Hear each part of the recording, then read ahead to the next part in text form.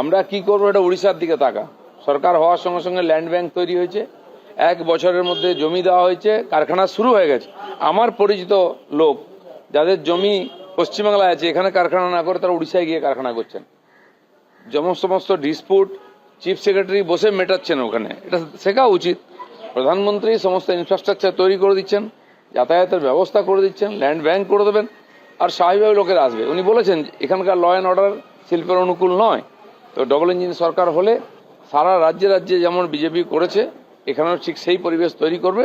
নিজের থেকে সমস্ত আসবেন শিল্পপতিরা, কারণ আগের থেকে এখানে সমস্ত সুযোগ সুবিধা উপস্থিত আছে। খালি অ্যাডমিনিস্ট্রেশন, ল অ্যান্ড অর্ডার নেই, তোলাবাজি চলছে। আজকে দেখুন আপনি জিনিসপত্রের দাম, যে প্রাকৃতিক সম্পদ, পাথরের দাম 2-3 গুণ বেড়ে গেছে। বোল্ডার তুলতে পারবেন না, মোরাম তুলতে পারবেন না, বালি 10 গুণ 12 গুণ বেড়ে গেছে দাম। তারপরে জমি নেওয়ার পর থেকেই দালালরা জুটে যাবে, তাদের হাত দিয়ে জমি নিতে হবে। এখানে যদি বর্ডার দেন আপনি, বাউন্ডারি, তাদের হাত দিয়ে তাদের লোক নিতে হবে, তাদের সিমেন্ট বালি রড তাদের কাছ থেকে নিতে হবে, তাদের দামে নিতে হবে, তাদের পরিমাণে নিতে হবে, তারপরে শিল্প হবে কি করে? পঞ্চায়েত অফিস ও ব্লক অফিসের সমস্ত তালিকা টাঙিয়ে দিতে হবে। একই সঙ্গে সুপ্রিম কোর্ট নির্দেশ দিয়েছে যে কেউ যদি শুনানি পর্বে চায় কাউকে সঙ্গে করে নিয়ে যেতে পারবে, মানে বিএলএরাও কিন্তু এবার থেকে থাকতে পারবে। তারপরে তৃণমূলের দাবি যে বিজেপির খেলা শেষ, এসআইআর এ বিজেপির খেলা শেষ, এবার কোর্টে হারালাম, এপ্রিল মাসেও হারিয়ে দেবো। খেলা তো হবে এপ্রিলে, দেখা যাবে কে খেলবে। 58 লক্ষ বাদ গেছে, তো হিয়ারিং তো এখনো শেষ হয়নি, কমপ্লেন নেওয়া হচ্ছে এখনো। ওনারা ভাবছেন যে বিডিও অফিসকে, বিএলও অফিসকে ঘিরে দিয়ে এসডিও অফিসকে প্রক্রিয়াটাকে থামিয়ে দেবেন, করতে দেবেন, সেটা হবে না। ইলেকশন কমিশন কন্ডিশন দিয়েছেন যাতে সুস্থভাবে হয়, সেটা হবেই। সুপ্রিম কোর্ট সবসময় তার যেটা ঠিক মনে হয় সেটা দেন, কে ব্যাকফুট কে ফ্রন্ট ফুটে নয়। যেটা নির্বাচন প্রক্রিয়া সুস্থভাবে করার জন্য যেটা প্রয়োজন সেটা বলবেন।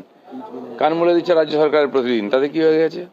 তো সেই জন্য নির্বাচন কমিশন যেটা করেছেন, সুপ্রিম কোর্ট সেটাকেই সাপোর্ট করছে যাতে সুস্থভাবে হয়। এটা ঠিক ট্রান্সপারেন্ট হওয়া উচিত। বিভিন্ন জায়গায় জেলা ফর্ম 7 পুড়িয়ে দেওয়া হচ্ছে এবং আগুন জ্বলছে এবং বিক্ষোভ চলছে রাজ্য জুড়ে। তো পশ্চিমবঙ্গে অশান্তি নতুন নাকি? যেদিন থেকে এসআইআর ঘোষণা হয়েছে সেদিন থেকে অশান্তি হচ্ছে, শুরু হয়নি তার আগে। ইচ্ছাকৃতভাবে করা হচ্ছে, আজকেও তাই হচ্ছে। দেখছেন তো, তার সামনে মারপিট হয়েছে, টিএমসির এমএলএ বলছে আমি কিচ্ছু দেখিনি, মানে নেওয়া হয়েছে, দেখতে পান না কিছু।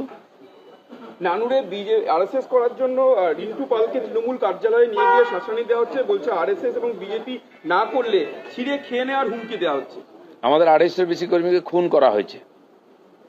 বিজেপির কর্মী আছে, তার মধ্যে আরএসএস, বিশ্ব হিন্দু পরিষদ, যত আমাদের রাষ্ট্রবাদী সংগঠনের কর্মীরা আছেন, বাড়িঘর ভেঙে দেওয়া হয়েছে, ঘর ছাড়া হয়েছে।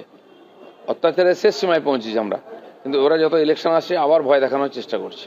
যে 58 লাখ নাম বাদ গিয়েছে এখনো পর্যন্ত, এই সংখ্যাটা কততে পৌঁছাতে পারে আপনার কোনো? না, আমরা তো বলেছিলাম যে 1 কোটির বেশি হবে, তো কমপ্লেনই করতে দিচ্ছে না যাতে বাদ না যায়।